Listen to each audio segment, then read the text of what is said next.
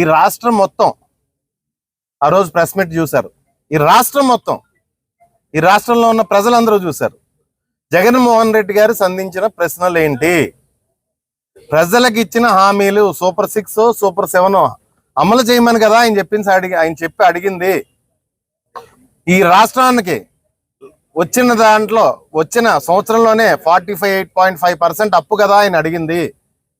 ఈ రాష్ట్ర సమస్యల మీద ఆయన ప్రెస్ మీట్ పెడితే అందులో ఒక విలేకరు సోదరుడు జగన్మోహన్ రెడ్డి గారిని ఎవరో ఒక తెలుగుదేశం కార్యకర్త మీ ర్యాలీలో రప్పా రప్పా అని బోర్డు పెట్టుకున్నాడు అని చెప్పి ఏంటి తెలుగుదేశం వాళ్ళు అని చెప్పేసి ప్రశ్నిస్తే జగన్మోహన్ రెడ్డి గారు దానికి సమాధానం చెప్పారు. అంతేగాని ఆయన ఏం దానికి ఏం సమాధానం చెప్పారు? ఆయన తెలుగుదేశం పార్టీ కార్యకర్త